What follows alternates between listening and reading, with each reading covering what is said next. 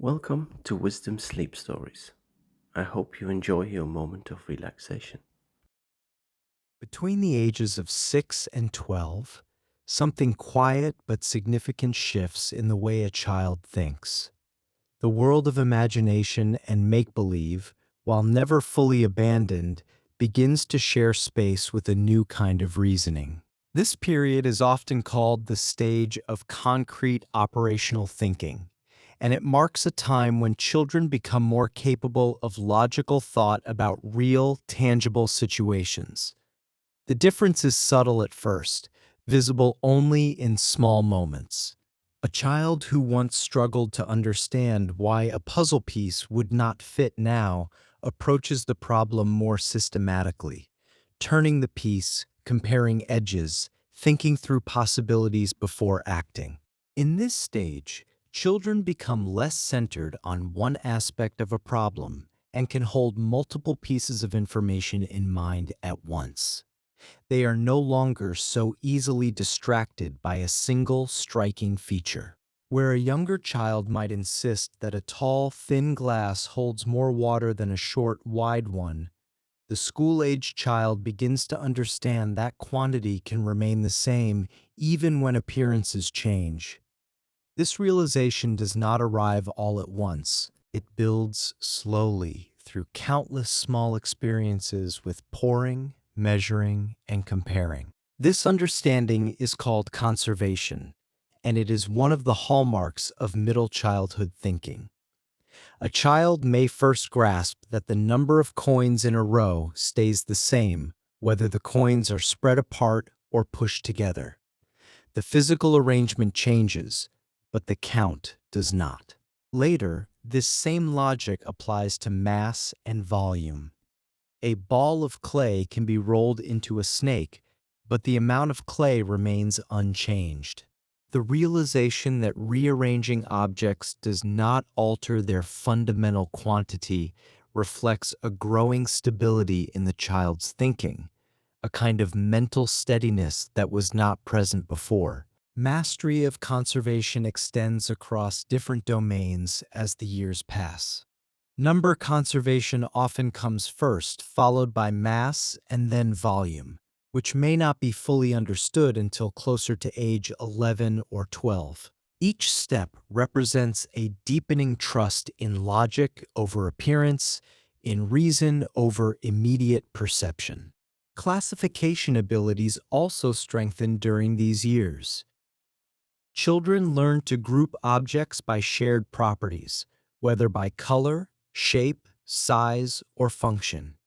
A box of buttons can be sorted by color, then resorted by size, then again by number of holes. This flexibility in categorization shows a growing mental agility.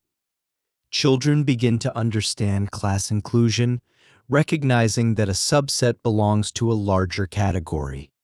Dogs are part of the broader group of animals, and roses are a kind of flower. This capacity for nested categories allows for more sophisticated sorting and organizing of information, skills that will prove useful in science, language, and everyday reasoning. Seriation is another skill that emerges during middle childhood.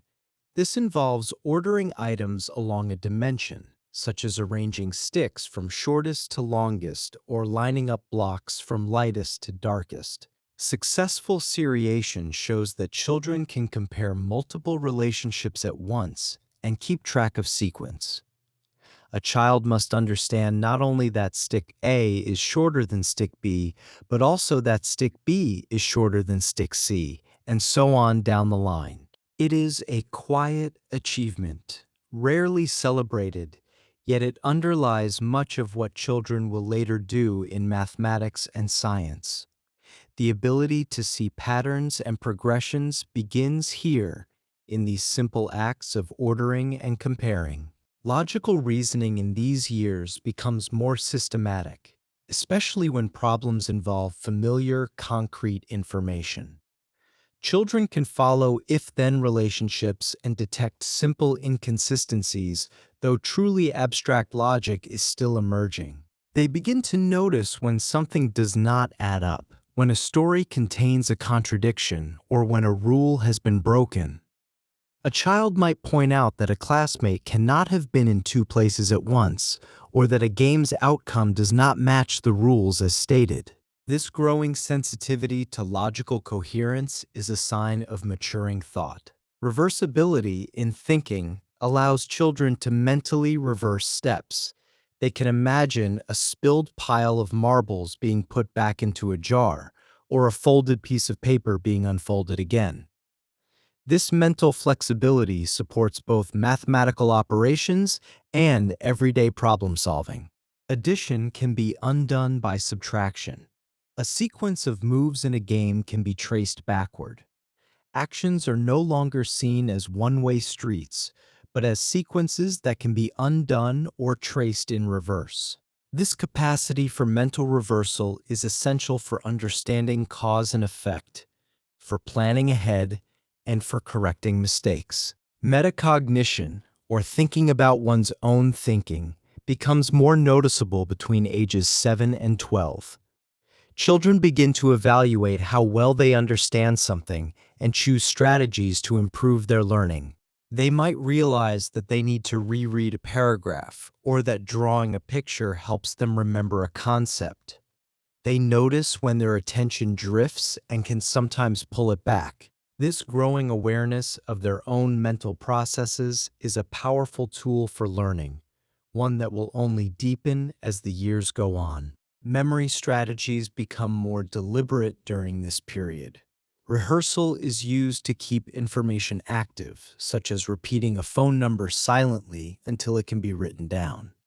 Children discover that saying something over and over helps it stick. Organization strategies appear when children group related items, clustering vocabulary words by theme, or sorting facts by category. Elaboration involves creating meaningful links or simple stories to connect pieces of information in memory. A child might remember a list of planets by imagining a story that travels from one to the next.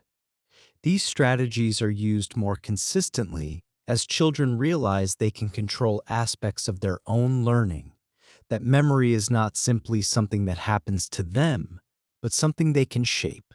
Working memory capacity increases during middle childhood, allowing children to hold and manipulate more information at once. This growth supports complex tasks like mental math, following multi-step directions, and composing written sentences. A child can keep a question in mind while searching for the answer, or hold the beginning of a sentence while figuring out how it should end. Long-term memory becomes more organized, with knowledge stored in increasingly interconnected networks. Facts about history connect to facts about geography, and both connect to stories read in class. As these networks grow, children can retrieve relevant information more quickly to solve new problems. Attention span generally lengthens in these years, enabling longer periods of focused work. A child who once could barely sit still for 10 minutes may now read quietly for half an hour or more. More stable attention helps children manage classroom tasks that require sustained concentration, such as reading a chapter book or completing a set of math problems. Selective attention improves as children learn to filter out distractions and focus on important cues. They become better able to listen to a teacher's instructions even when the environment is busy or noisy. This growing ability to direct and sustain attention is one of the quiet foundations of academic success, a skill that will serve them well in countless settings beyond the classroom. Divided attention, however, remains challenging throughout these years. Trying to attend to multiple tasks at once usually reduces performance on both. A child who attempts to listen to a story while also building with blocks may find that neither activity receives full attention. Research in this age range suggests that switching rapidly between tasks takes more effort than focusing on one at a time. The brain is still developing the capacity to manage competing demands, And for now, sustained focus on a single activity yields better results. The improvements in attention, memory, and logical reasoning during middle childhood are not isolated developments. They interweave with one another, each supporting the others. Better attention allows for better encoding of information into memory. Stronger memory provides more material for logical reasoning to work with, and the growing capacity for logical thought helps children know where to direct their attention, which details matter, and which can be safely ignored. These cognitive changes unfold gradually over months and years, often without anyone noticing the small daily steps. A child who struggled with a concept in September may find it easy by December. The growth happens in the background, in the countless hours spent reading, playing, and talking. Parents and teachers may glimpse these changes in unexpected moments, when a child suddenly grasps a joke that requires understanding two meanings of a word, or when they catch an error in a story that would have slipped past them a year earlier. The concrete operational stage prepares children for the demands of formal schooling and social life. It gives them tools for understanding cause and effect, for organizing their belongings, for following the logic of a game or an argument. These are not dramatic abilities, but they are essential. They allow children to participate more fully in the world around them, to learn from instruction and from experience, to make sense of patterns that once seemed random. By the end of middle childhood, the thinking patterns established during these years will form a sturdy foundation for the more abstract reasoning of adolescence.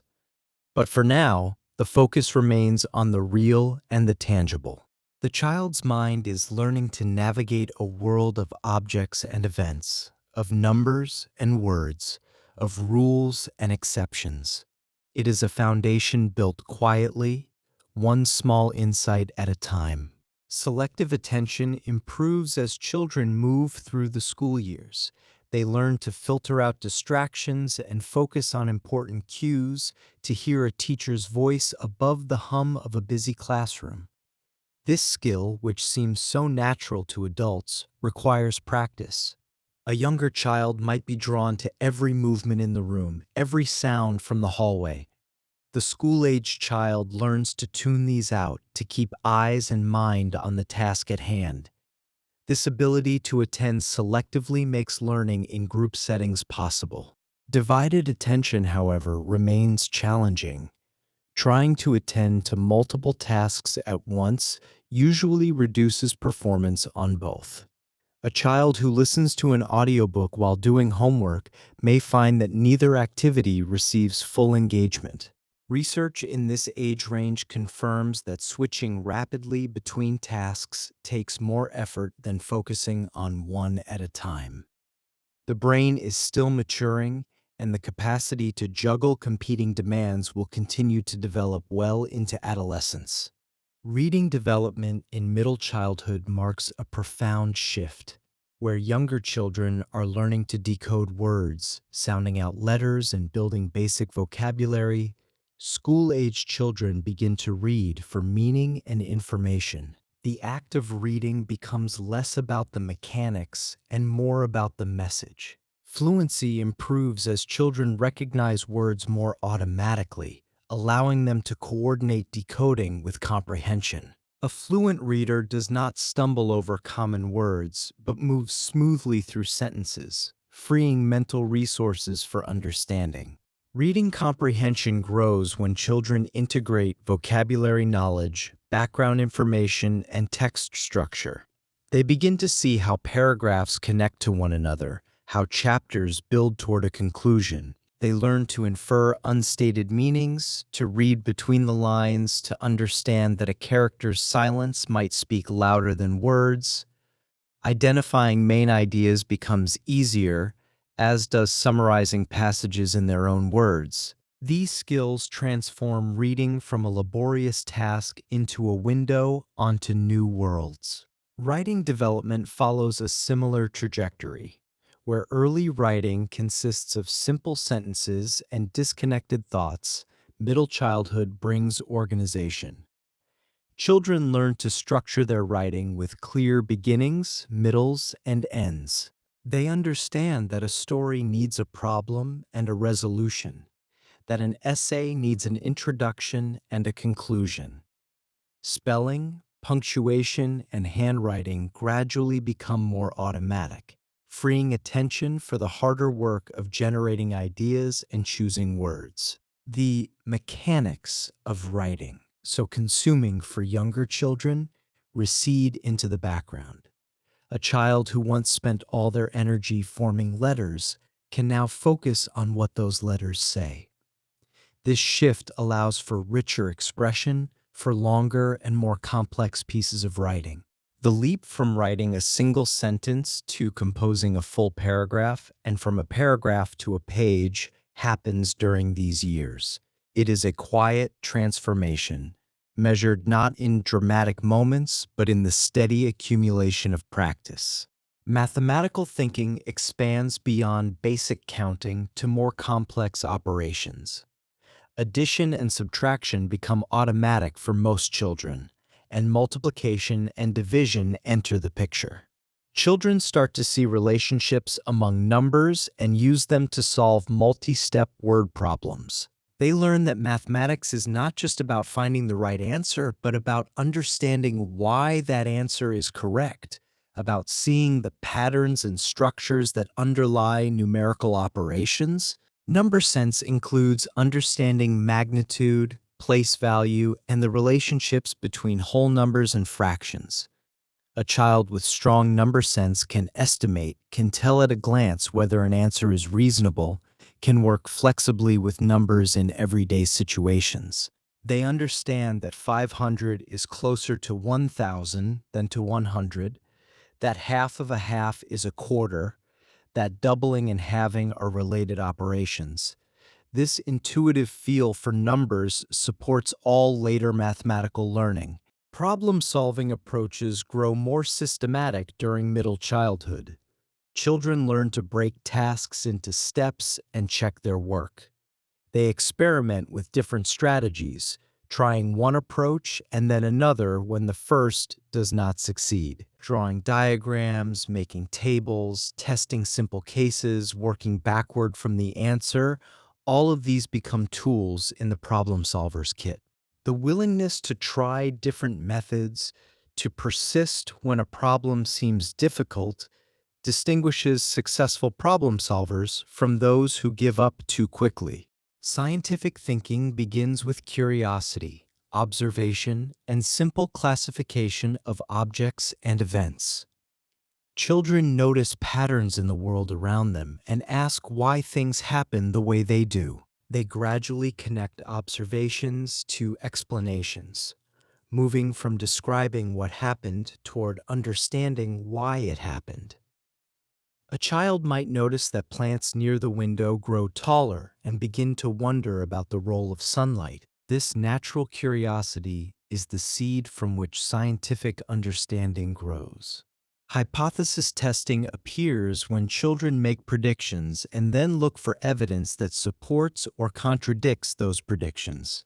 Classroom science activities, such as simple experiments with plants, magnets, or water, give concrete structure to this early form of scientific reasoning. Children learn that predictions can be wrong, and that being wrong is not a failure, but an opportunity to learn. The experiment that does not work as expected often teaches more than the one that does. Cause and effect reasoning becomes more precise during these years. Children learn to distinguish coincidence from likely causal connections. They understand that just because two things happen together does not mean one caused the other. A child might realize that carrying an umbrella does not cause rain, even though the two often occur together. They also begin to understand that some outcomes have multiple causes, and that causes can be distant in time. The seed planted last month is responsible for the flower that blooms today. Planning skills improve as children learn to set sub-goals and think ahead about the steps needed to complete tasks. A school project that seemed overwhelming becomes manageable when broken into parts. Using simple checklists or mental plans, children become more capable of managing multi-part projects. They learn to ask themselves what needs to happen first, what comes next, and what might go wrong. Organization skills emerge alongside planning. Keeping track of materials, ordering tasks, and structuring time for different activities all require deliberate thought. A child learns to gather supplies before beginning a project, to put homework in a designated folder, to remember which day requires gym clothes.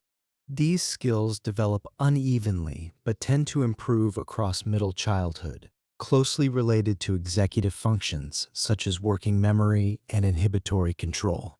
Time management beginnings appear when children start to estimate how long tasks will take. A child who knows that math homework usually takes 30 minutes can budget time more effectively. Awareness of deadlines and schedules helps children coordinate schoolwork, play, and rest. They begin to understand that time is finite, that choosing one activity means postponing another. Homework and study habits begin to form as children encounter regular assignments. Some discover that they work best immediately after school, while others prefer a break first. Some need complete silence, while others concentrate better with soft background music. Over time, children experiment with where and when they work best, shaping early personal study patterns. Intrinsic motivation involves engaging in learning for interest or enjoyment rather than for external rewards alone. Many children show high intrinsic motivation for topics they find personally meaningful. A child fascinated by dinosaurs may read far beyond grade level. A child who loves building may spend hours on construction projects, driven by the sheer pleasure of creation. Extrinsic motivation includes working for grades, praise, or tangible rewards. In middle childhood, most learners show a blend of intrinsic and extrinsic motives that may shift with context. A child might genuinely enjoy reading, but also appreciate recognition for finishing a book. A mastery orientation describes a focus on improving skills rather than outperforming others.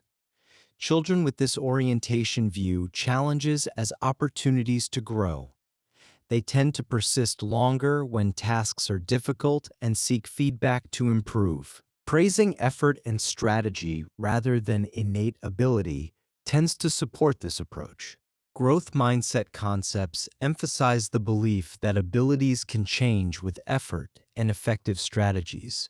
When children adopt this view, they are more likely to persist after setbacks.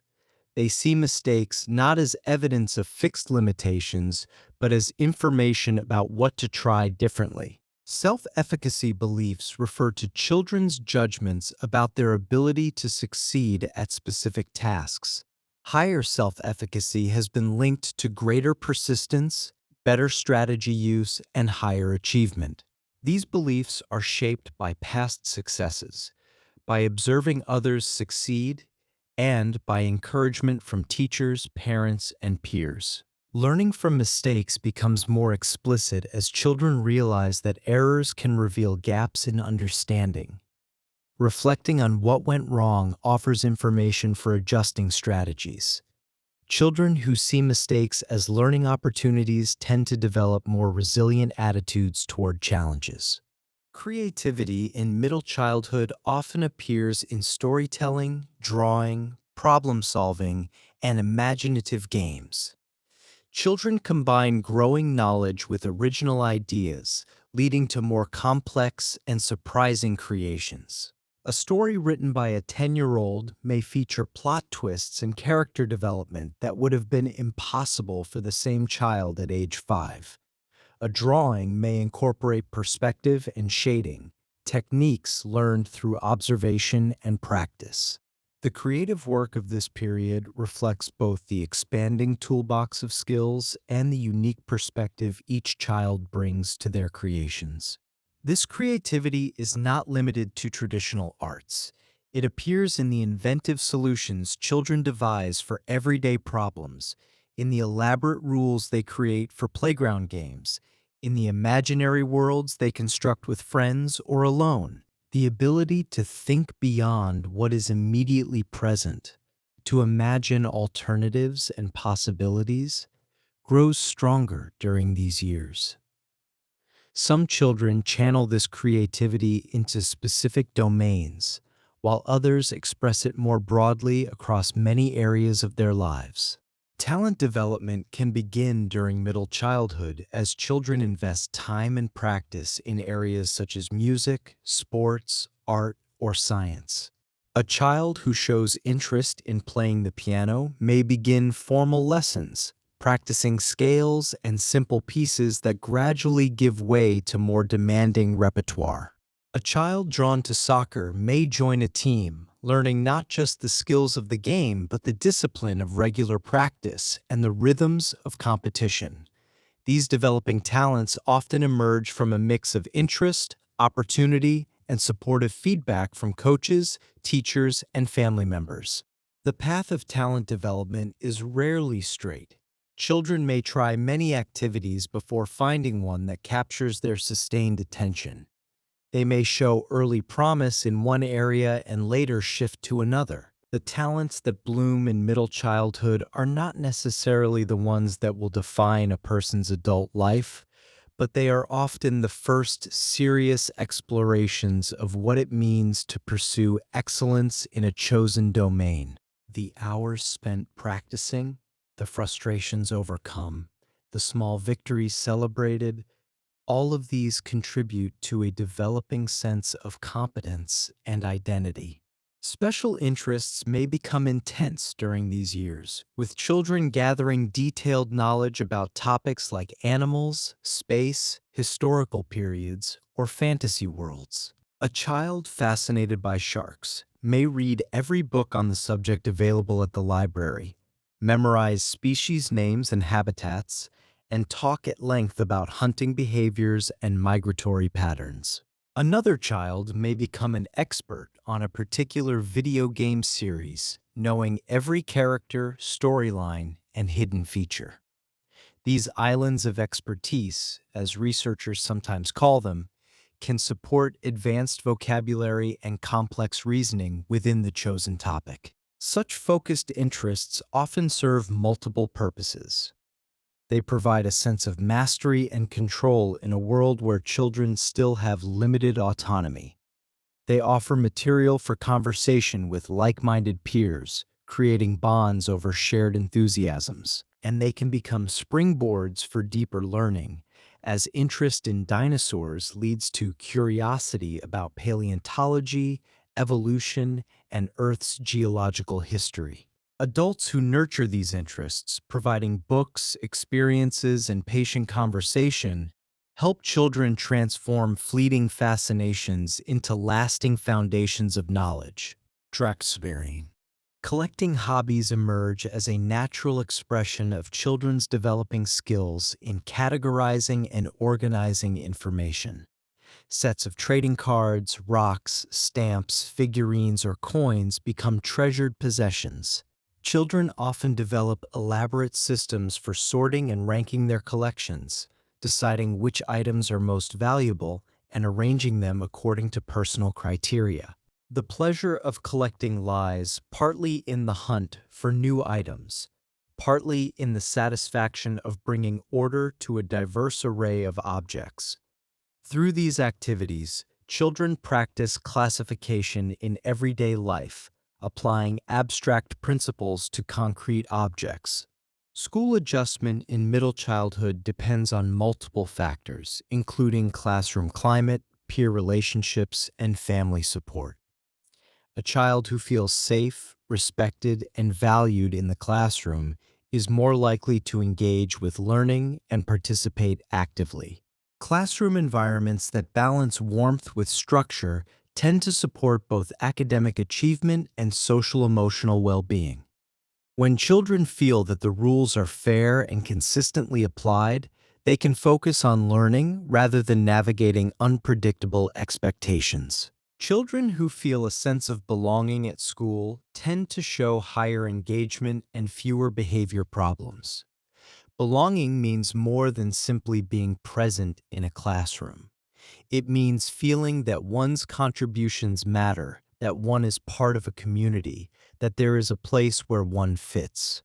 This sense of belonging can come from many sources, from friendships, from teacher relationships, from participation in activities, from seeing oneself reflected in the curriculum. Schools that attend to belonging create environments where children can thrive. Teacher relationships play a central role in school adjustment. Warm, responsive interactions with teachers have been linked to better academic and emotional outcomes. A teacher who notices when a child is struggling, who offers encouragement and specific guidance, who celebrates effort as well as achievement, can make an enormous difference. Positive teacher-student connections can buffer the effects of stress and encourage children to take intellectual risks, to ask questions, and to persist when work is difficult. The memory of a caring teacher often lasts long after the specific lessons have faded. Perceptions of fairness, respect, and predictability in the classroom influence how safe and motivated children feel to learn. When children believe that the teacher will listen to their perspective and treat all students equitably, they are more willing to engage. Conversely, environments that feel arbitrary or unjust can undermine motivation and trust. The invisible climate of a classroom, shaped by countless small interactions, sends messages about who matters, whose voice counts, and what kind of place this is for learning. During ages 6 to 12, cognitive growth, emerging strategies, and supportive learning environments intertwine to build a deepening sense of competence. Children discover what they are good at, what interests them, and what they want to learn more about. They develop strategies for tackling difficult tasks and begin to see themselves as learners with particular strengths and challenges. This growing self-knowledge, combined with the skills and habits developed during these years, prepares them for the more demanding academic and social terrain of adolescence. The foundation laid in middle childhood supports not just school success but lifelong learning, a quiet achievement that unfolds one day at a time. The relationship between effort and outcome becomes clearer during these years. Children learn that practice leads to improvement, that attention to feedback leads to better results, that persistence in the face of difficulty often pays off. These lessons, absorbed through countless experiences with homework, hobbies, and play, shape attitudes toward challenge and growth. A child who learns to embrace difficulty rather than avoid it develops a resilience that will serve them well in countless future situations. The cognitive advances of middle childhood are not just about what children can do, but about how they understand themselves as thinkers and learners.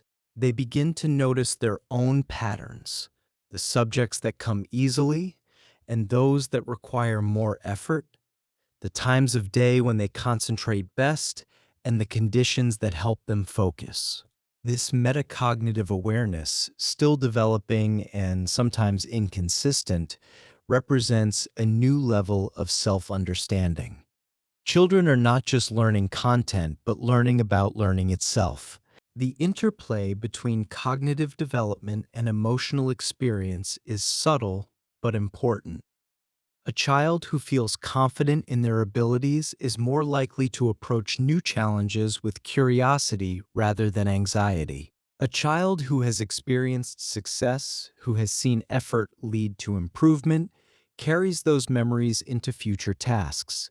Conversely, a child who has repeatedly struggled without support may come to doubt their own capacities. The emotional tone of learning experiences shapes the cognitive development that occurs within them. As middle childhood progresses, children become increasingly capable of independent thought and self-directed learning. They can set goals, monitor their progress, and adjust their strategies. They can work on projects over extended periods, returning to tasks across days or weeks. They can seek out resources, ask questions, and pursue interests on their own initiative. These capacities for independence emerge gradually, nurtured by experiences that allow children to practice making decisions and managing their own learning within supportive frameworks. The cognitive landscape of middle childhood is rich and varied. From the logical operations that allow children to understand conservation and classification, to the memory strategies that help them retain information, to the metacognitive awareness that lets them reflect on their own thinking, development proceeds on many fronts simultaneously. Each advance supports and enables others, creating a dynamic system of growing capability. By the end of this period, children have built the cognitive tools they will need for the challenges of adolescence and beyond. Between ages 6 and 12, children's understanding of friendship undergoes a quiet transformation. Where younger children might call anyone they played with that day a friend, school-age children begin to think about friendship in more sophisticated terms. Friendship shifts from simple play-based companionship toward relationships built on shared values and mutual support. Children begin to describe friends using terms like trust, kindness, and reliability. A friend is no longer just someone nearby, but someone who can be counted on, someone who understands. Many children begin to identify a best friend during these years, often someone they see regularly and feel especially close to emotionally. This best friend may be a classmate, a neighbor, or a child from an organized activity. The relationship is distinguished from other friendships by its intensity and exclusivity. Best friend relationships in middle childhood tend to involve more self-disclosure, with children sharing secrets, worries, and hopes that they would not tell just anyone. There is an expectation of loyalty, a sense that this particular bond is special and deserving of protection. Friendship selection becomes influenced by similarities in interests, personality, academic orientation, and sometimes attitudes toward rules.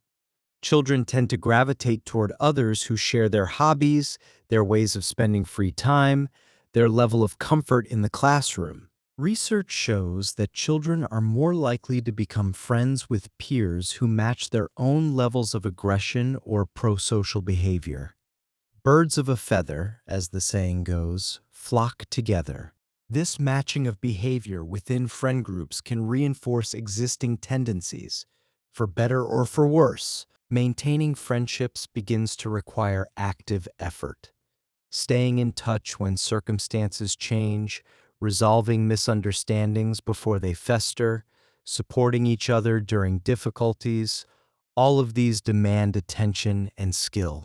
Unlike the friendships of early childhood, which often form and dissolve with little thought, the friendships of middle childhood have more staying power and more complexity. Longitudinal studies show that stable friendships during these years often involve consistent positive interactions and relatively low levels of conflict. When conflict does arise, children who can navigate it successfully tend to maintain their connections. Loyalty becomes a central theme in how children think about friendship. Friends are expected to stand up for each other, to take sides when sides must be taken, to keep confidences and defend against criticism from outsiders. A friend who fails to show loyalty may be seen as a traitor, a breach that can wound deeply. Trust is often tested when friends share personal information or face social dilemmas. A secret told in confidence and then spread through the class can shatter a friendship and teach a painful lesson about who can be trusted. Experiences of perceived betrayal, such as broken promises or shifting alliances, can feel particularly intense during middle childhood. A child who discovers that their best friend has been talking behind their back may experience hurt that rivals any adult heartbreak. Yet these experiences, painful as they are, can also teach important lessons about boundaries, expectations, and the complexities of human relationships. Research indicates that children who can discuss and repair betrayals with friends tend to maintain more resilient relationships over time. The capacity to forgive, to understand another's perspective, and to negotiate new terms of trust are skills that develop through these difficult experiences. Conflicts and friendships become more verbal and complex during middle childhood. Disagreements may center on issues of loyalty, fairness, or inclusion, not just disputes over toys or turns. A child might feel hurt that their friend spent recess with someone else, or angry that a friend did not defend them during an argument. These conflicts require more sophisticated resolution strategies than the simple sharing or turn-taking that worked in earlier years. Children who learn constructive conflict strategies, such as compromise, perspective-taking, and clear communication, often preserve friendships after disputes. They learn to express their feelings without attacking, to listen to the other person's point of view, to find solutions that leave both parties feeling heard.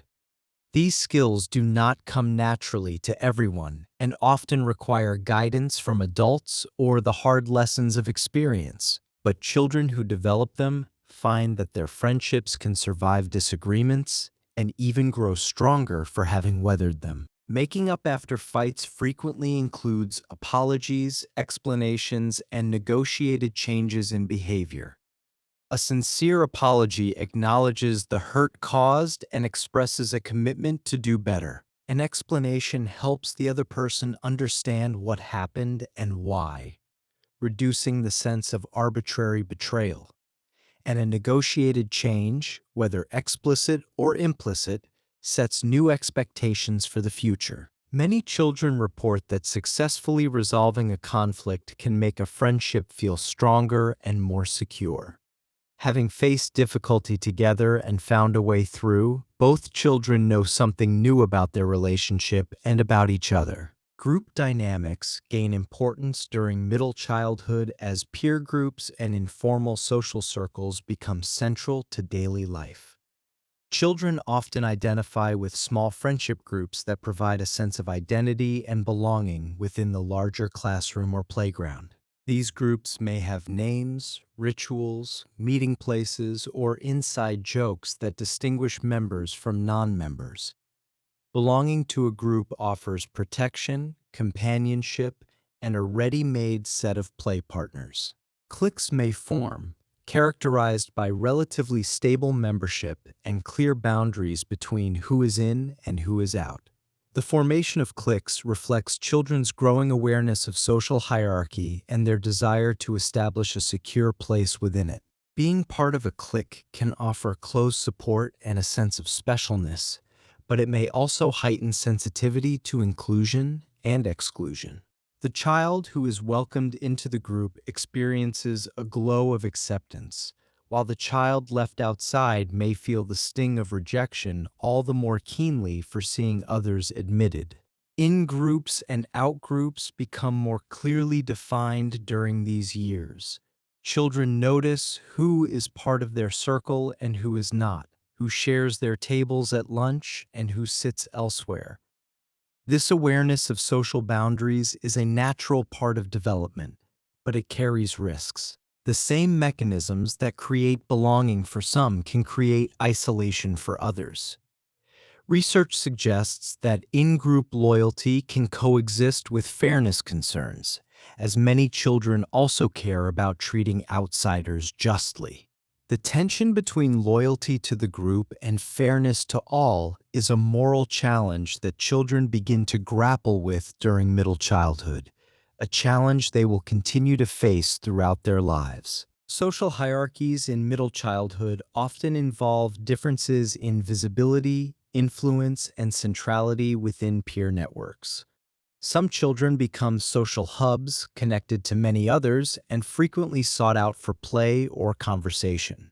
Other children maintain a smaller number of close, lower profile friendships. Both patterns can support healthy development, and neither is inherently superior. What matters most is the quality of the relationships, the sense of being valued and understood by at least some peers. Popularity can be defined in different ways. Sociometric popularity refers to being genuinely liked by many peers, often because of cooperative and kind behavior. Perceived popularity refers to being seen as cool or influential, which may involve a combination of prosocial behavior and assertiveness or dominance. Children who are sociometrically popular tend to be described as friendly and helpful, while those with high perceived popularity may command attention through a mix of charm and social power. Leadership in peer groups emerges when children organize activities, mediate disputes, or propose games that others are eager to join. Effective child leaders are frequently skilled at reading social cues and balancing their own wishes with group preferences. They understand how to include others, how to keep activities interesting, and how to handle disagreements without alienating anyone. These early experiences with leadership provide practice for more complex challenges later. Rejection and exclusion become more emotionally complex during middle childhood. Where a younger child might quickly move on from being left out, the school-aged child recognizes patterns. They notice if they are consistently the last chosen for teams, if invitations pass them by, if lunchtime finds them sitting alone. Chronic peer rejection during these years has been linked to higher risks for later social and emotional difficulties. Feelings of loneliness can occur even when children are surrounded by peers. A child may have acquaintances but still lack the close, confiding friend who truly understands them. Loneliness in middle childhood is often described as having no one who really gets you. This subjective experience is not simply about the number of friends, but about the quality of connection. The social world of middle childhood is rich and demanding. It requires children to navigate friendships, groups, hierarchies, and conflicts, all while their cognitive and emotional capacities are still developing. The lessons learned during these years shape expectations about relationships that can last a lifetime. Social skills such as turn-taking, sharing conversation time, and reading nonverbal cues become more refined throughout middle childhood. A child learns to wait for their turn to speak, to notice when another person is finished and ready to listen, to pick up on the subtle signals that indicate interest or boredom. These skills, which may seem small in isolation, are the building blocks of successful social interaction. Children who master them find it easier to make friends, to be accepted into groups, and to navigate the complex social landscape of school and community. Skills in initiating, joining, and gracefully exiting play or conversation are key predictors of peer acceptance. A child who can walk up to a group already engaged in a game and find a natural way to join in has a valuable social tool. Equally important is knowing when a conversation has run its course and how to bring it to a close without awkwardness. These transitions from outsider to participant and from participant to polite departure require sensitivity to social dynamics and the ability to adjust behavior in real time. Conversation skills expand during these years to include asking questions, maintaining topics, and adjusting language for different listeners. A child talking to a younger sibling uses simpler words and shorter sentences than when talking to a teacher. A child sharing news with a friend knows to pause and let the friend react, to ask follow-up questions, to show genuine interest. Children also begin to monitor whether others seem engaged or bored and adjust their storytelling or humor in response. A joke that falls flat teaches something about audience and timing. Cooperation and teamwork gain importance in group projects, games, and team sports. Working together toward a shared goal requires coordination, communication, and a willingness to subordinate individual preferences for the good of the group. Children learn to divide tasks according to strengths, to help each other when difficulties arise, and to share credit for collective achievements. Research shows that experiences requiring shared goals and coordinated roles can strengthen empathy and mutual responsibility among peers. The child who has worked alongside others to build something, to win a game, or to complete a project carries that experience of collaboration forward. Competition and rivalry also intensify during middle childhood, particularly in academic or athletic contexts. Children become acutely aware of rankings, of who is best and who is lagging behind. They compare their performance to peers, which can motivate effort but also trigger feelings of envy or inadequacy. A child who consistently loses may come to dread competitive situations, while one who usually wins may develop an inflated sense of their own abilities. The challenge for adults is to create environments where competition motivates without crushing, where winning and losing are both treated as opportunities for growth. Concepts of fairness and justice become more sophisticated during these years, where younger children often equate fairness with simple equality, giving everyone the same amount. School-age children begin to consider other factors. Effort matters, need matters, circumstances matter. A child who worked harder on a project might deserve more credit. A child who has less might deserve more help. These emerging ideas about distributive justice reflect growing cognitive complexity and social awareness. Children think about not just what is equal, but what is right. Moral reasoning in middle childhood shows increasing attention to intentions and circumstances when judging right and wrong. A child who accidentally breaks a rule is judged differently from one who broke it on purpose. A lie told to protect someone's feelings might be seen as less wrong than a lie told for selfish gain. These nuances in moral judgment reflect a growing appreciation for the complexity of ethical situations. Children are moving beyond simple rules toward a more context-sensitive understanding of morality. Rule following is typically seen as important during these years, yet many children also experiment with minor rule breaking to test boundaries and autonomy. Stretching bedtime, sneaking a treat, bending the rules of a game, these small transgressions are part of normal development. They allow children to explore the limits of adult authority and to experience the natural consequences of their choices. Group discussions about rules in games or classrooms reveal that children can articulate reasons for both strict and flexible rule application.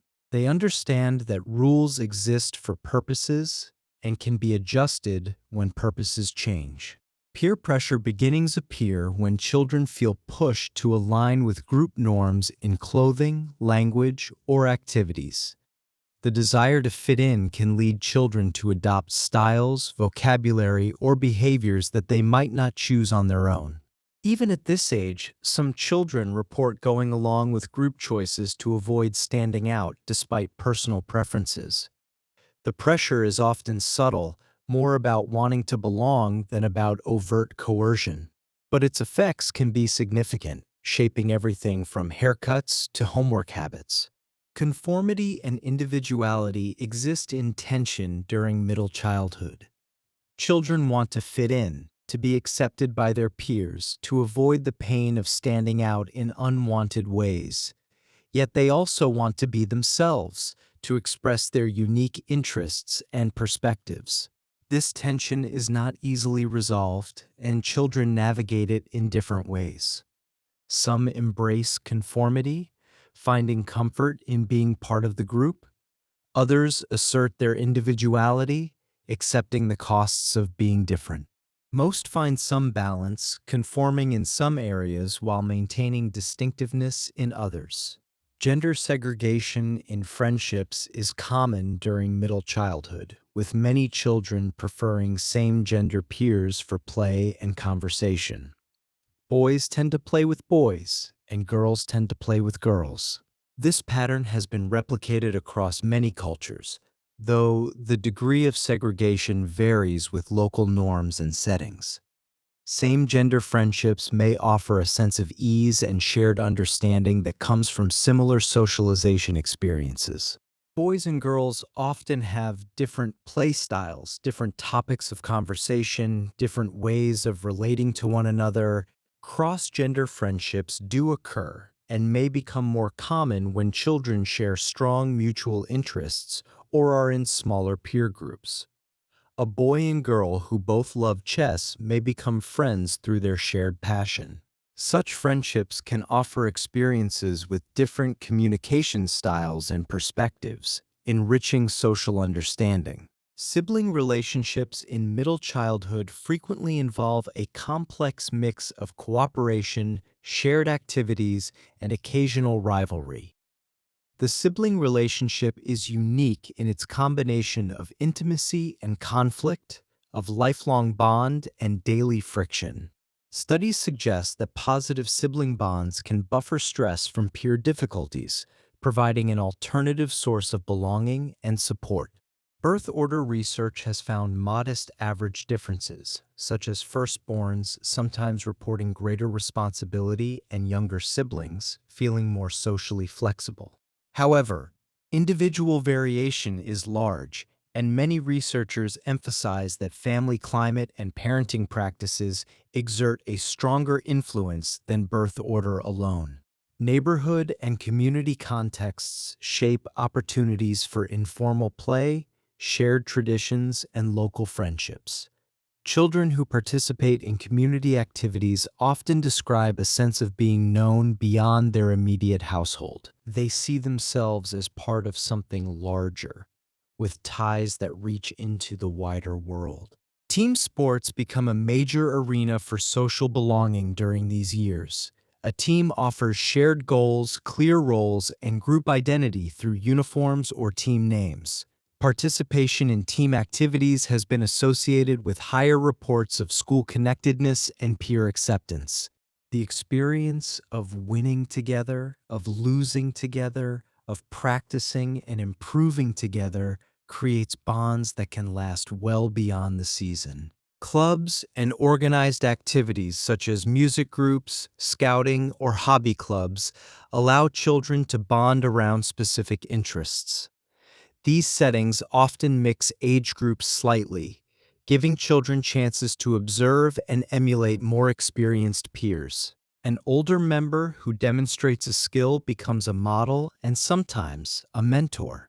The beginnings of online friendships may emerge in late middle childhood, especially when children play multiplayer games or use supervised communication tools. Early online interactions typically supplement rather than replace in-person friendships at this age. Social comparison becomes more frequent as children move through middle childhood. They evaluate their abilities, appearance, and possessions relative to peers. Such comparisons can influence both motivation and mood, contributing to pride in strengths and concern about perceived weaknesses. Self-esteem in middle childhood is closely linked to perceived competence in valued domains and to the quality of peer relationships. A child who feels good at things they care about and who feels accepted by friends usually reports higher global self-worth. Children who feel frequently excluded or who struggle in valued areas may experience lower self-esteem. The patterns established during these years can influence self-image for a long time. The social experiences of middle childhood, from the smallest playground interaction to the deepest friendship, all contribute to a developing sense of self that will carry forward into adolescence and beyond. Research on bullying dynamics describes a pattern in which some children repeatedly direct negative behaviors towards specific peers, while others witness or occasionally join in. The roles within this pattern are not always fixed. A child who is a target in one context may be a bystander in another. A child who joins in with aggression one day may stand up for a victim the next. Roles such as target, aggressor, defender, and bystander can shift across contexts and over time rather than being permanently fixed. This fluidity suggests that bullying is not simply a matter of individual character, but is shaped by social dynamics and situational factors. Many school-aged children can clearly articulate when they think behavior crosses the line into bullying. They understand the difference between occasional teasing and sustained, intentional cruelty.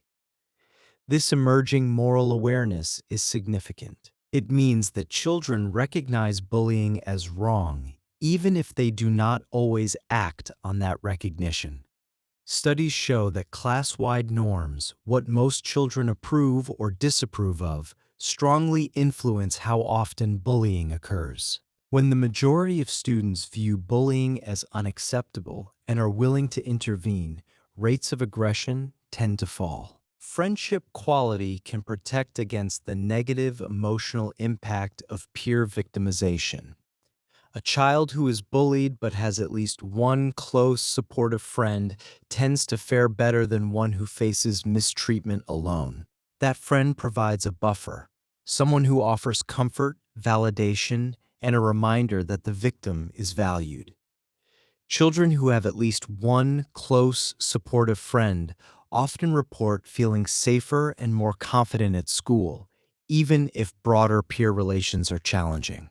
The protective power of friendship highlights how social connections can mitigate the harm of negative experiences. As cognitive skills grow, children become better able to understand others' perspectives and intentions within their social world. They can imagine how another person feels, can see situations from multiple angles, can appreciate that behavior has context and causes. This deeper social understanding allows for more nuanced judgments about fairness, loyalty, and apology. A child can recognize when someone is truly sorry versus when they are just going through the motions. They can distinguish between intentional harm and accidental injury, between malice and misunderstanding. Group belonging in middle childhood contributes to a developing sense of identity. Children answer questions like, "What kind of kid am I?" partly through the feedback they receive from peers. Am I the funny one, the smart one, the athletic one, the quiet one? These labels, assigned by others and eventually adopted by the self, shape how children see themselves. The groups they belong to, whether sports teams, friend circles, or clubs, become part of their identity, defining them by association as much as by individual characteristics. Over time, experiences in friendships, groups, and communities combine to shape enduring expectations about relationships. A child who has experienced loyalty and support expects to find it again. A child who has been repeatedly let down may approach new relationships with wariness. These expectations, formed during middle childhood, do not determine the future, but do influence it. Many longitudinal studies emphasize that positive peer experiences during these years are associated with later social competence and well-being. The lessons learned in middle childhood echo forward. Chapter: Independence across cultures. Between 6 and 12, the expanding social world of friendships, groups, and communities quietly weaves a lasting fabric of belonging and self-understanding. But the shape of that fabric varies enormously depending on where a child grows up, what their family expects, and what their culture values. The next part of this documentary explores how children's growing independence looks different across cultures and contexts, from the chores they perform to the freedom they are granted to move about their communities. In many cultures around the world, children between ages 6 and 12 begin to take on more regular household responsibilities. Tidying spaces, helping with food preparation, caring for younger siblings, these tasks become part of daily life. The expectation that children will contribute to the household is ancient and nearly universal, though the specific tasks vary widely. Cross-cultural research shows that this period often marks a shift from occasional helping to ongoing contributions that support daily family routines. In some eco-cultural settings, children's chores are closely tied to family livelihoods. A child might tend animals, fetch water, assist with small-scale farming, or help in a family business. These responsibilities are not symbolic but essential, contributing directly to the family's survival and well-being. In other contexts, chores are lighter and more symbolic, emphasizing learning responsibility more than economic necessity. A child might set the table or take out the trash, tasks that teach habits of contribution without demanding significant time or effort. Studies describe household work in middle childhood as a setting where children practice planning, coordination, and cooperation.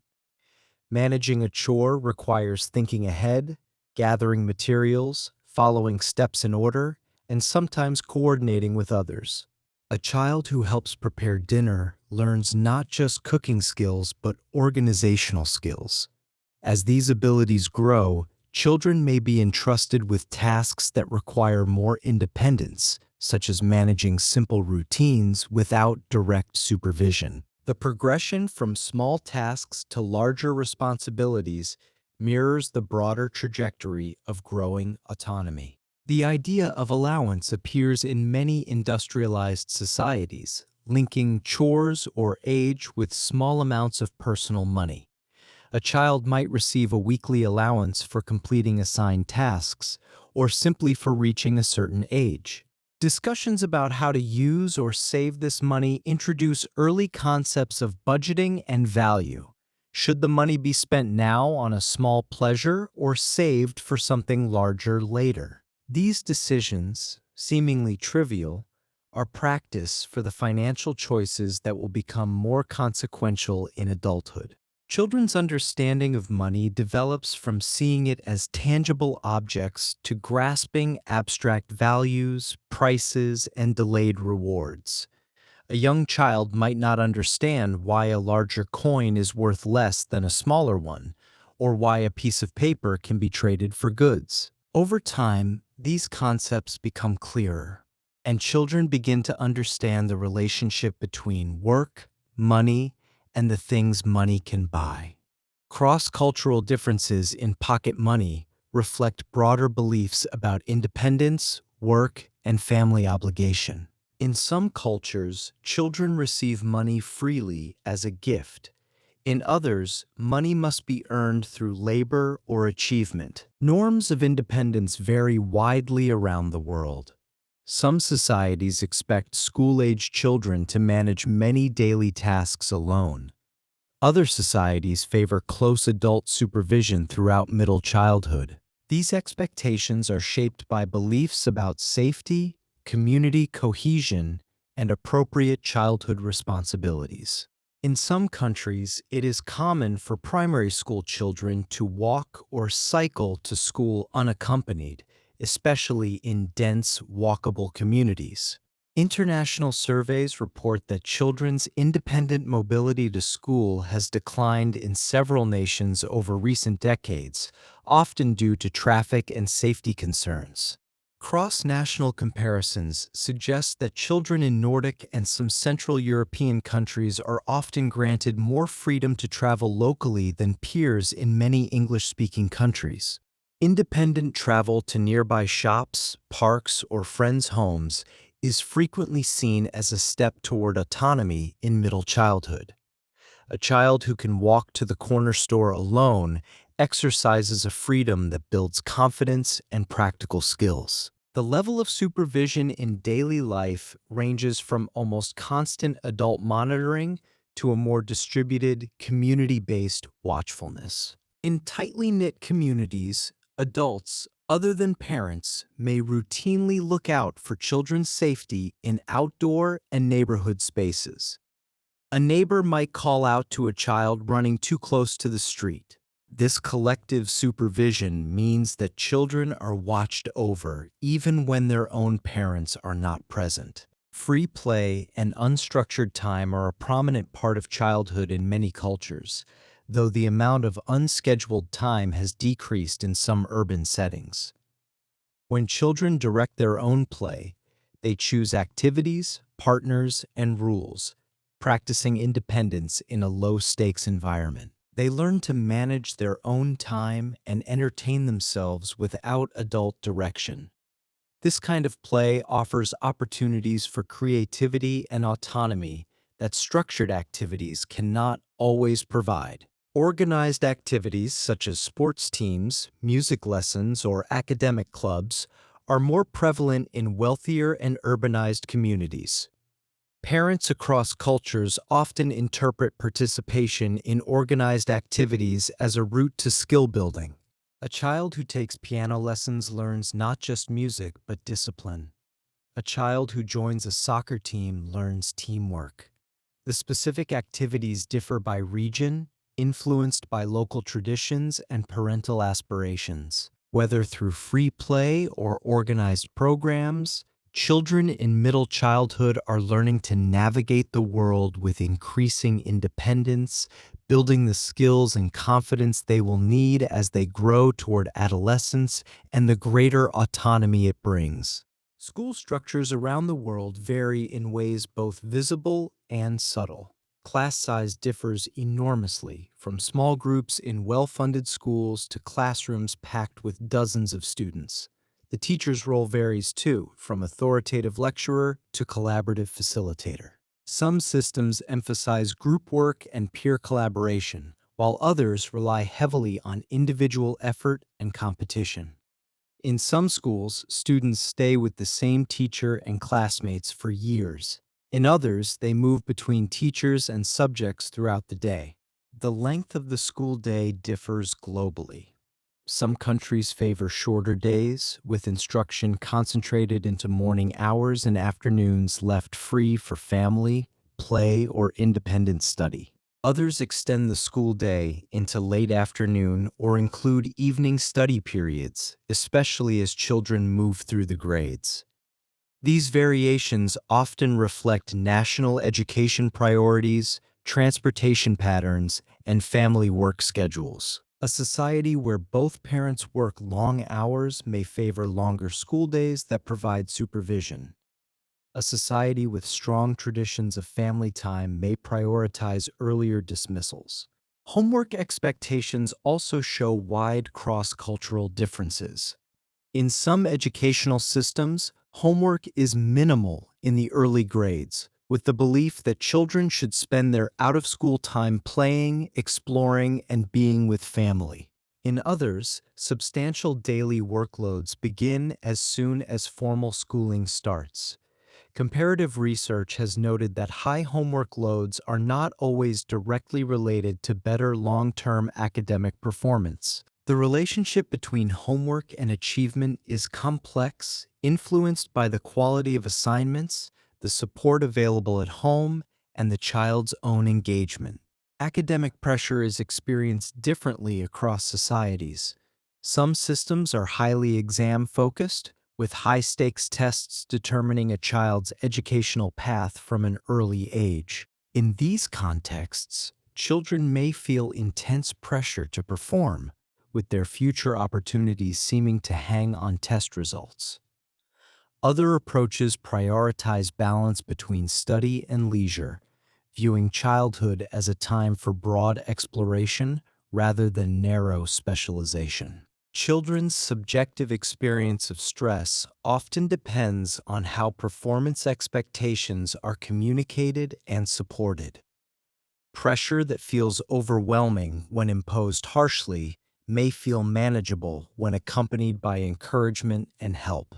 Family meal traditions provide recurring social anchors in many cultures. Some families emphasize daily shared dinners, gathering everyone around the table regardless of busy schedules. Other families gather primarily on weekends or holidays when work and school demands relent. During these meals, children often hear family stories, learn conversational norms, and observe adult relationships. They pick up cues about how to talk, how to listen, how to disagree respectfully. The dinner table can be a classroom of sorts, teaching social skills that no formal curriculum addresses. Extended family relationships remain central in many regions of the world.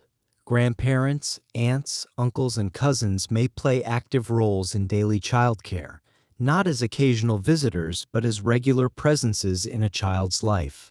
In such contexts, children may move fluidly among multiple households, spending nights at a grandmother's house, eating lunch at an uncle's, learning skills from a cousin who is a few years older. This broad network provides a sense of belonging and obligation that extends well beyond the nuclear family. Sibling caregiving roles are common worldwide, particularly where families are large and adults have demanding work schedules.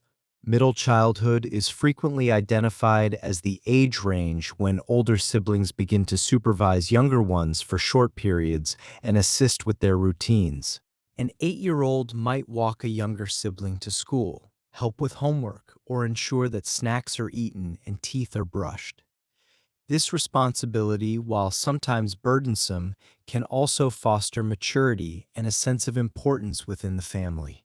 Community involvement for children can include local festivals, volunteer projects, religious gatherings, and informal neighborhood help. Through these activities, children observe civic roles and gradually see themselves as contributors to collective life. They learn that the world extends beyond their family and their school, that there are larger communities to which they belong and owe something. A child who helps clean up after a neighborhood event or participates in a religious ceremony is practicing citizenship in its earliest form. Religious and cultural education may occur in homes, schools, or dedicated institutions such as temples, churches, mosques, or community centers. In many traditions, middle childhood is a time of intensified instruction, when children are taught the stories, rituals, and shared symbols that shape their community's identity.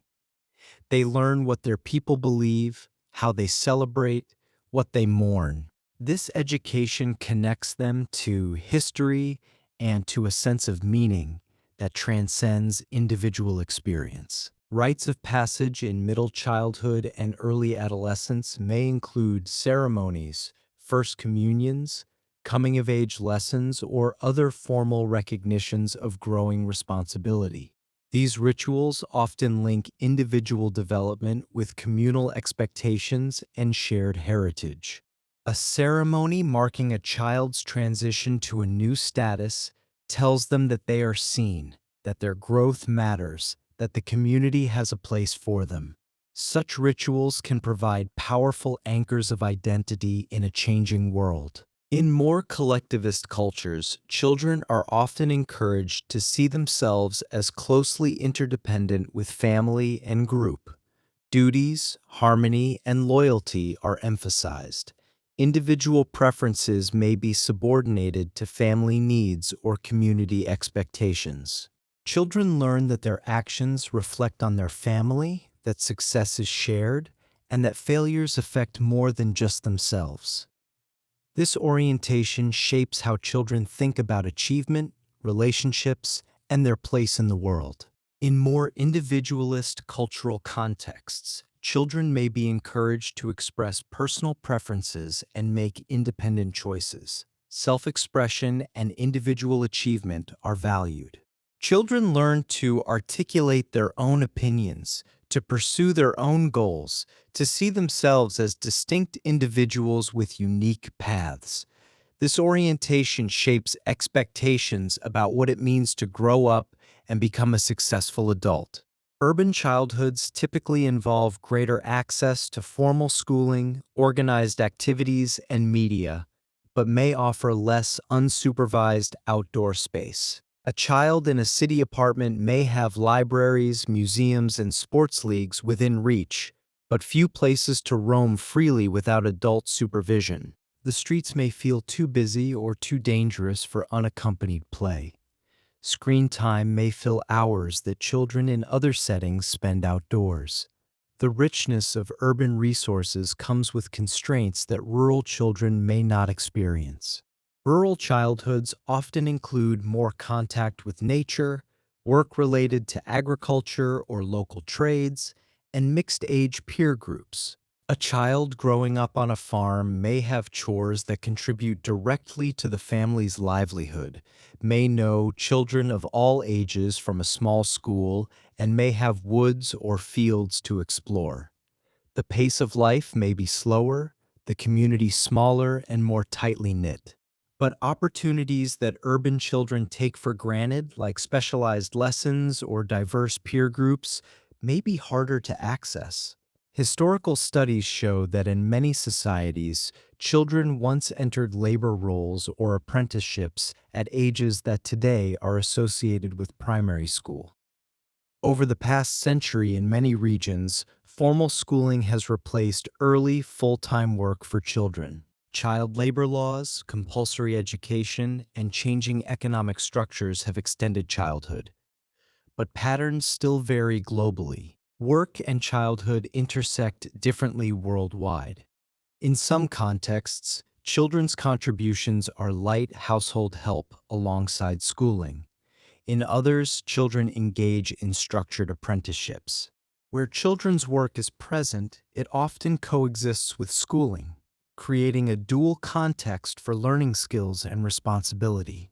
Play variations around the world include games with stones, strings, balls, or improvised materials.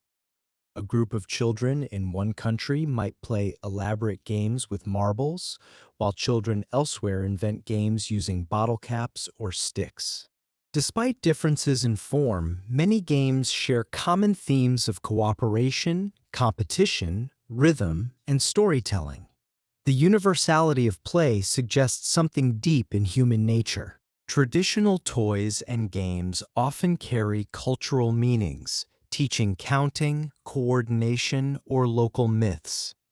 In some communities, handcrafted toys passed between generations link children to ancestral skills and aesthetics.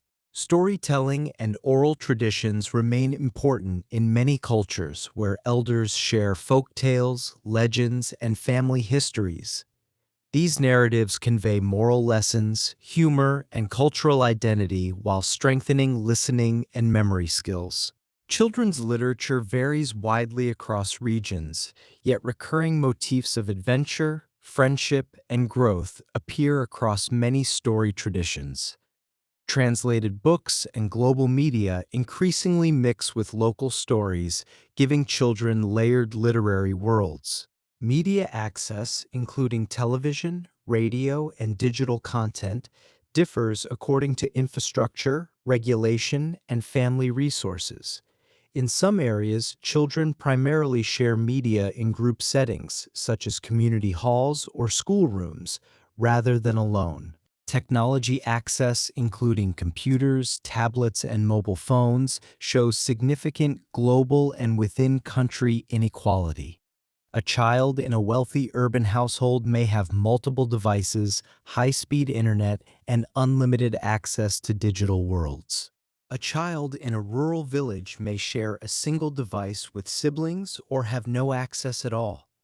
Where access is available, children may use technology for schoolwork, communication, or play, sometimes blending local traditions with global content. A child might video chat with relatives in another country, research a school project online, or play a game with someone they have never met in person. Opportunities for nature and outdoor play range from forests and fields to city parks, rooftops, and vacant lots. The specific landscape matters less than the opportunity to explore, to encounter the natural world in whatever form it takes. Cross-cultural accounts suggest that children adapt play to whatever environments are available, creating imaginative spaces in both natural and built settings. A child in a rural area might spend hours by a stream, while an urban child explores the same sense of adventure in an alley or on a fire escape. The human capacity for play transforms almost any space into a world of possibility. Food independence increases in middle childhood as children learn to prepare simple snacks, pack lunches, or help serve meals. A child might learn to make a sandwich, heat soup, or pour cereal and milk. These small acts of food preparation carry significance beyond their practical value. They signal growing competence and trust. Practices vary widely, with some families encouraging early cooking skills and others preferring to keep children out of the kitchen until they are older. But regardless of timing, many children gain satisfaction from being able to manage small parts of their daily nourishment on their own. Self-care skill development typically includes dressing, organizing school materials, basic hygiene, and sometimes managing a personal schedule. A child learns to choose appropriate clothing for the weather, to brush teeth without reminders, to pack a backpack with the right books and supplies. These skills are taught and expected at different ages depending on cultural norms and practical needs. In some families, children are expected to manage their own routines from an early age. In others, adults continue to provide more assistance through middle childhood. Responsibility-taking patterns broaden as children are entrusted with caring for pets, plants, or specific household tasks. A child might be given charge of feeding the family dog, watering the garden, or taking out the recycling. Successfully fulfilling these responsibilities often becomes a quiet marker of growing maturity within the family. The child who can be trusted to remember the dog's food each morning has demonstrated a reliability that earns further trust. These small responsibilities prepare children for larger ones to come. Decision-making opportunities may include choosing extracurricular activities, clothing, or how to spend free time or allowance. Should I take swimming or art class? Should I wear the blue shirt or the green one? Should I spend my allowance now or save it for something bigger? These choices, though they may seem minor to adults, are meaningful to children. They represent opportunities to express preferences, to experience consequences, and to learn that choices matter. In some families, children participate directly in decisions about moves, schooling paths, or religious involvement. In others, they are mainly informed of adult choices. Autonomy development in middle childhood is often described as guided independence. Children practice making choices within adult-set boundaries. They are given freedom, but not unlimited freedom. They are trusted, but still supervised. This blend allows room for personal preference while maintaining connections to family and community expectations.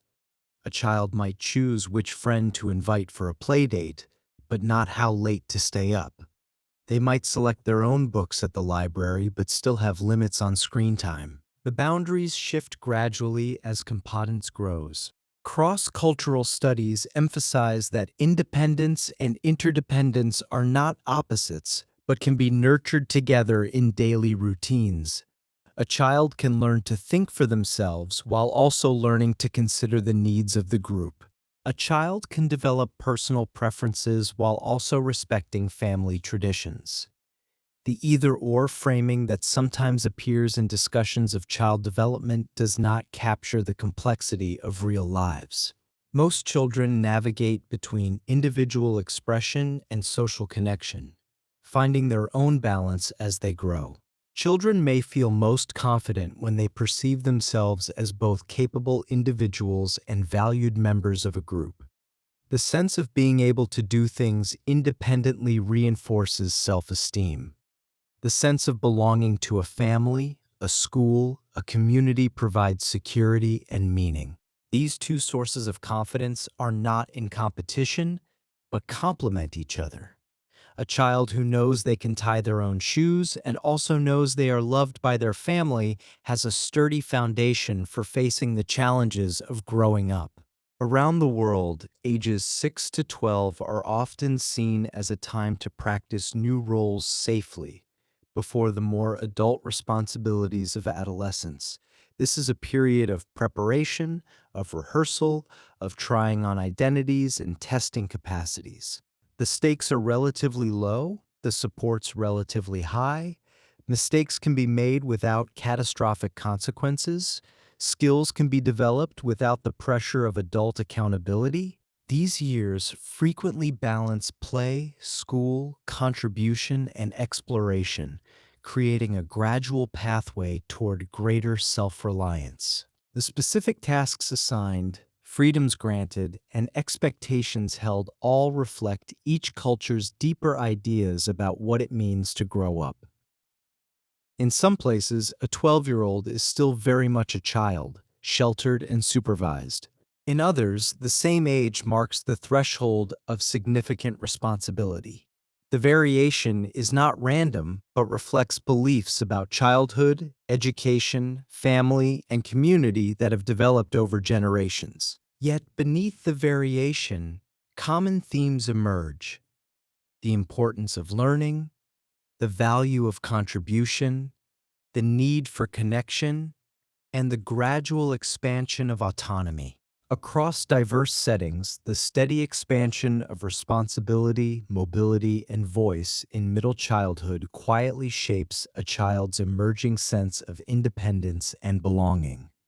These years are neither the helplessness of infancy nor the self-determination of adulthood, but something in between. They are a bridge, a passage, a time of becoming.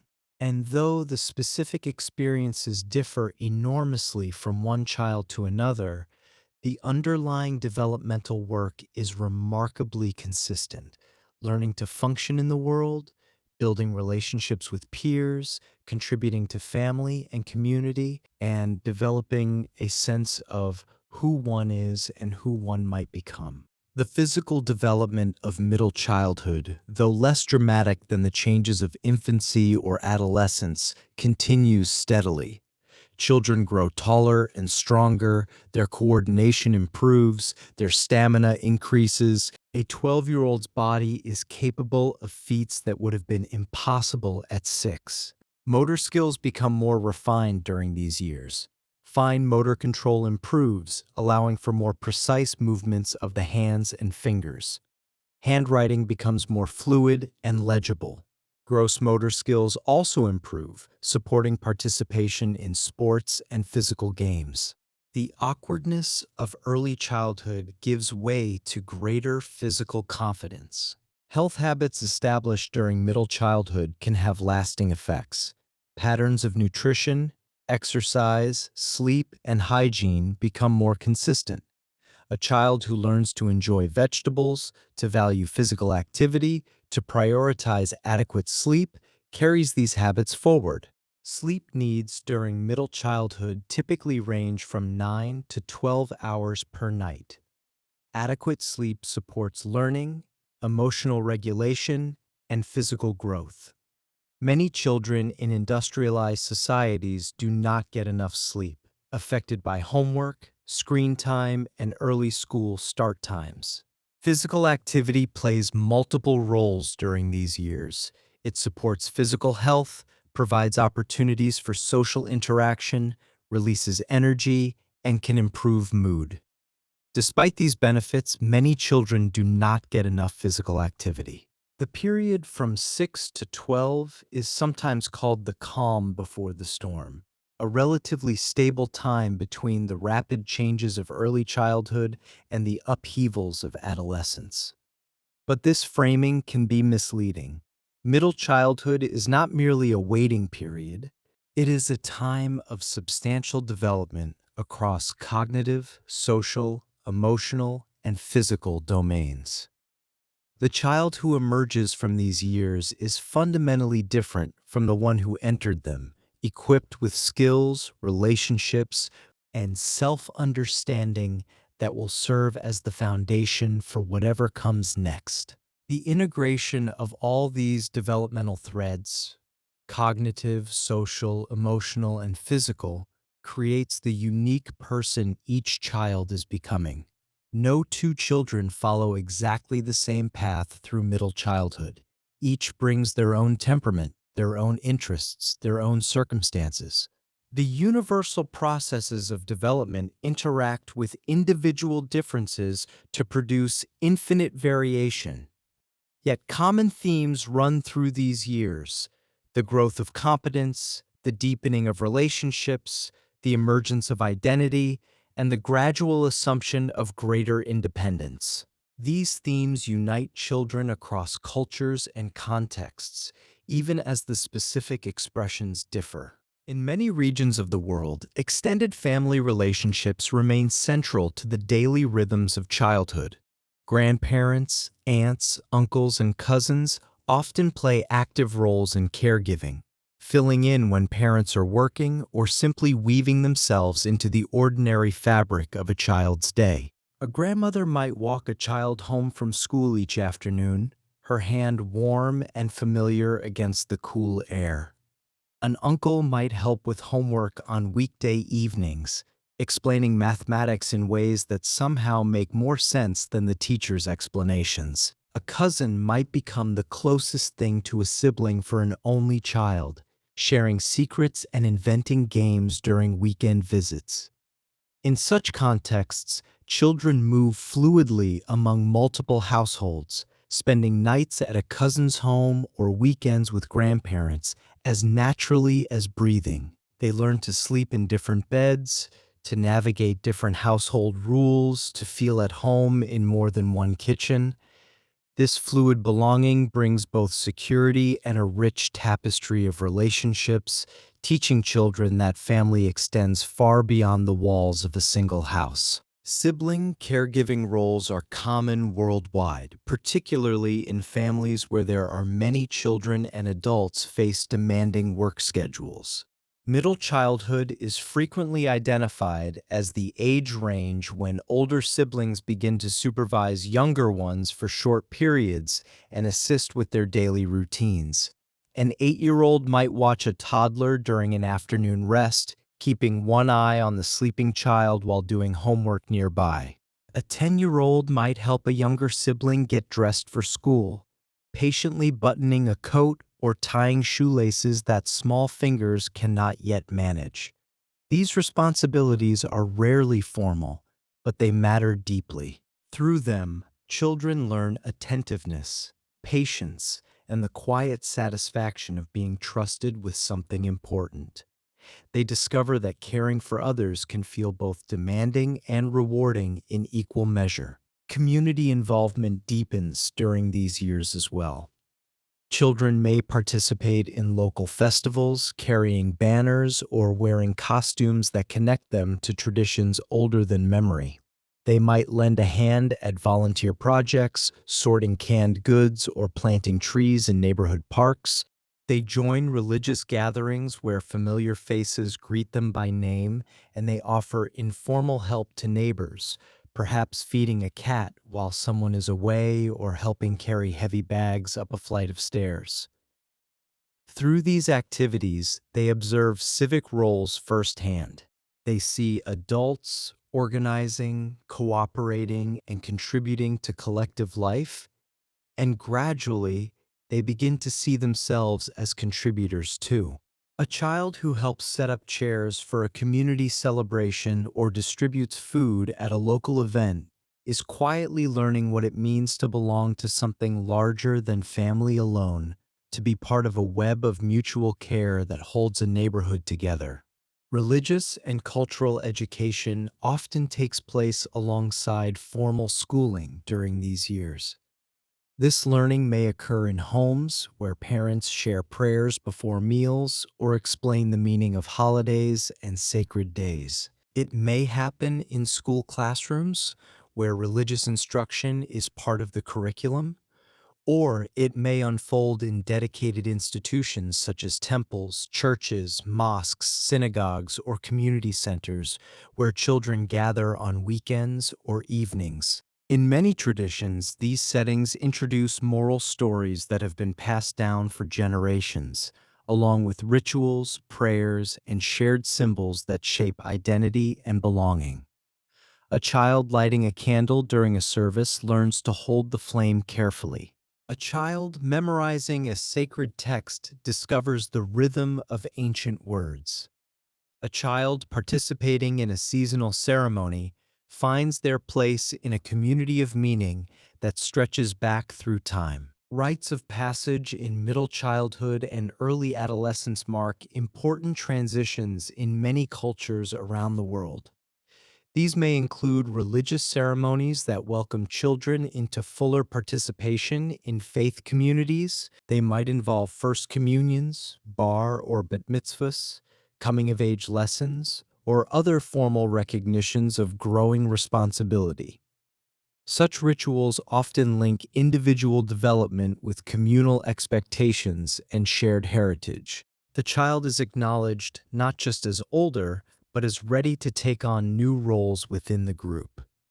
Family members gather, special clothing is worn, words are spoken that carry the weight of tradition.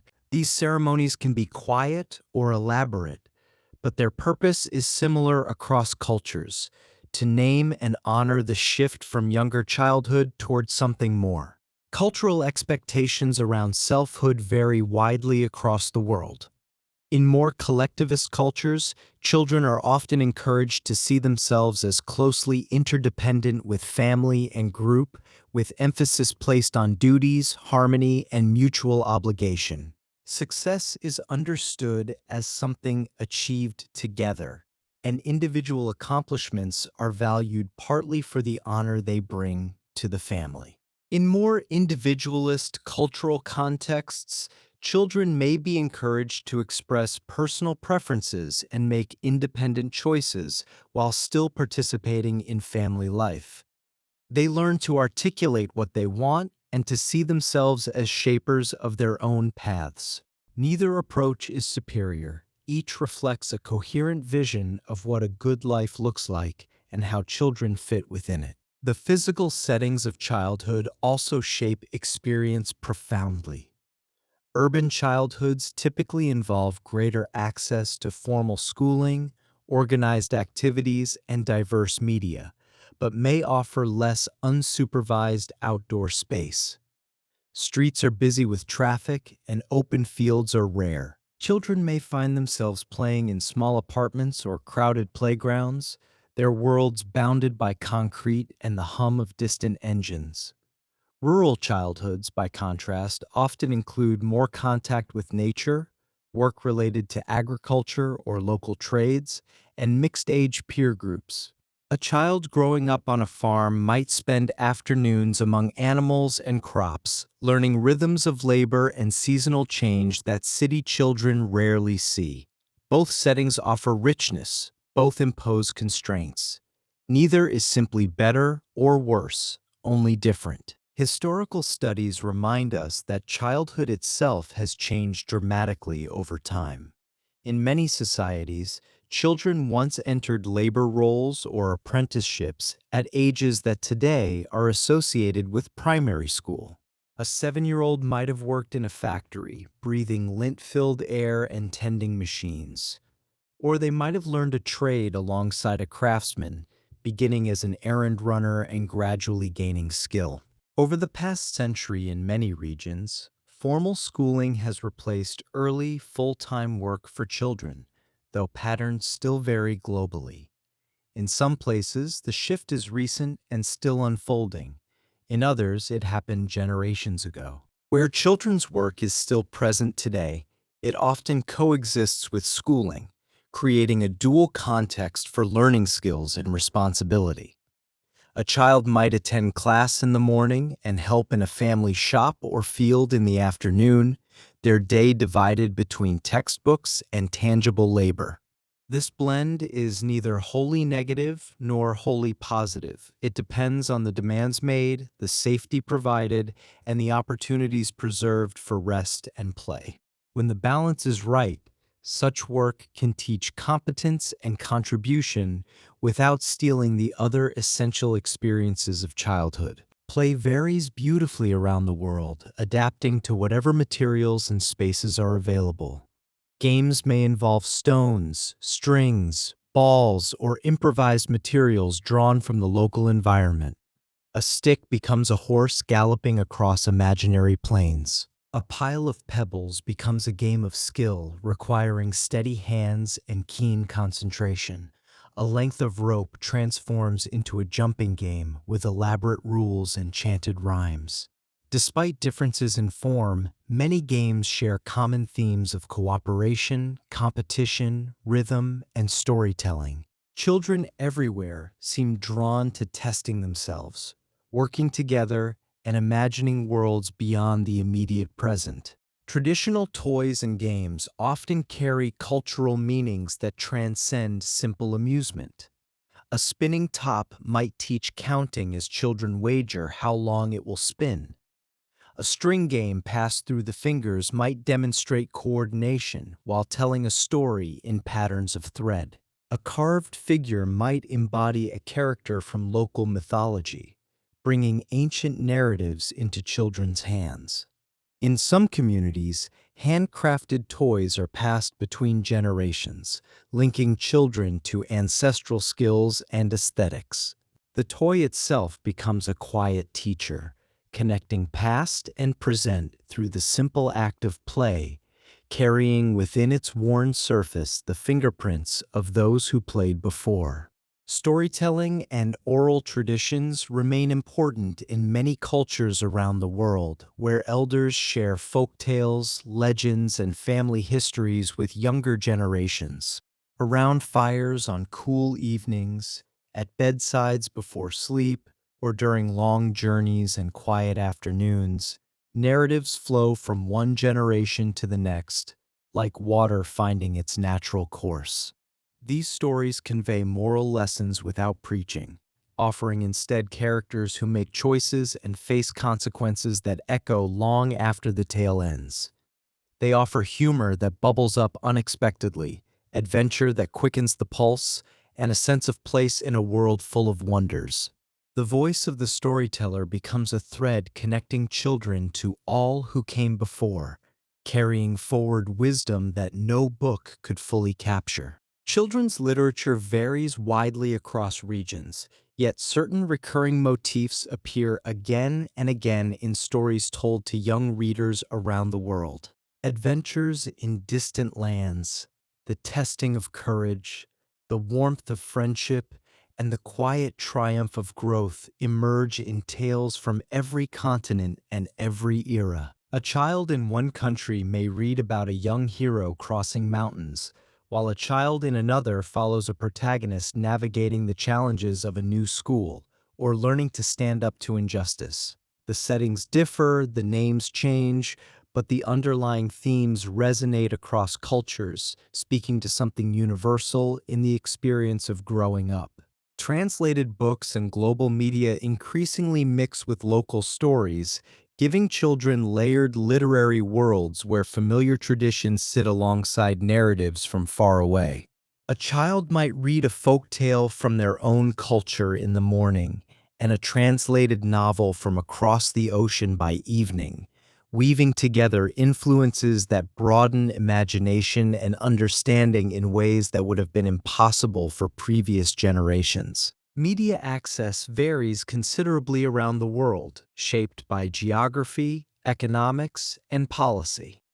Television, radio, and digital content reach different households in different ways, shaped by infrastructure, regulation, and family resources. In some places, children have personal devices and access content in the privacy of their bedrooms, scrolling through options alone. In other areas, media is a shared experience. Children gather in community halls, schoolrooms, or neighbors' homes to watch programs together, turning what might be a solitary activity elsewhere into a social occasion filled with commentary and laughter. The content itself may be locally produced or imported, subtitled or dubbed, educational or purely entertaining. What remains constant is that media becomes part of the texture of childhood, shaping what children know, imagine, and talk about with their peers. Technology access, including computers, tablets, and mobile phones, shows significant inequality both between countries and within them. Some children grow up with devices at their fingertips, using them for schoolwork, communication, and play from an early age. Others may encounter technology only at school, in libraries, or through occasional access at a relative's home. Where technology is available, children often blend local traditions with global content, playing games developed on another continent while chatting with friends next door. They may research homework assignments online, watch videos that teach new skills, or communicate with family members who live far away. Technology becomes another thread in the fabric of daily life, woven in to varying degrees depending on circumstance and context. Opportunities for nature and outdoor play range enormously across different settings and circumstances. Some children roam through forests, fields, and riverbanks, their playgrounds stretching as far as they can walk or cycle. Others find their outdoor time in city parks, on rooftops, or in vacant lots between buildings where weeds push through cracked concrete. Cross-cultural accounts suggest that children adapt their play to whatever landscapes are available, creating imaginative spaces in both natural and built environments with remarkable creativity. A patch of dirt becomes a construction site. A narrow alley becomes a racetrack. A tree in a courtyard becomes a castle or a pirate ship. The human capacity for imagination transforms even limited spaces into arenas for adventure, discovery, and make-believe. Where nature is abundant, children develop intimate knowledge of plants, animals, and seasonal changes, learning the names of birds and the habits of insects. Where nature is scarce, they find ways to bring elements of the natural world into their play, perhaps caring for a potted plant on a windowsill or watching birds from a narrow balcony. Food independence increases in middle childhood as children learn to prepare simple snacks, pack their own lunches, or help serve meals to the family at the table. A child might learn to spread peanut butter on bread, pour cereal into a bowl, or assemble a sandwich from ingredients laid out on the counter. In some households, children take on more substantial cooking tasks, learning to boil water, fry an egg, or prepare simple dishes under supervision. Practices vary widely, but many children gain satisfaction from being able to manage small parts of their daily nourishment on their own. There is a quiet pride in making one's own breakfast, in knowing how to feed oneself when hungry, in contributing to the shared work of feeding a family.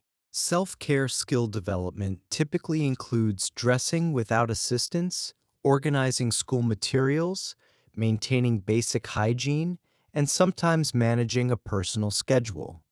A child learns to button shirts, tie shoelaces, comb hair, and brush teeth without reminders. They learn to pack a backpack with the right books and supplies, to remember where they left their homework, to keep track of when assignments are due and which activities happen on which days. These skills are taught and expected at different ages depending on cultural norms and practical needs. What feels like an early expectation in one family may be delayed in another, reflecting different beliefs about what children can handle and what supports they need along the way. Over time, these small competencies accumulate like stones building a wall, creating a foundation for more complex self-management in the years to come. Responsibility-taking patterns broaden as children are entrusted with caring for pets, plants, or specific household tasks that belong to them alone. A child might be given charge of feeding the family dog each morning, remembering to water the houseplants, or taking out the trash on certain days of the week. Successfully fulfilling these responsibilities often becomes a quiet marker of growing maturity within the family. When a child reliably completes a task without being reminded, adults notice. Trust deepens. More responsibilities may follow. The child begins to see themselves as someone who can be counted on, someone whose contributions matter to the smooth running of the household. This sense of being useful and dependable becomes part of how they understand themselves, a small but significant piece of their developing identity. Decision-making opportunities expand during these years as well.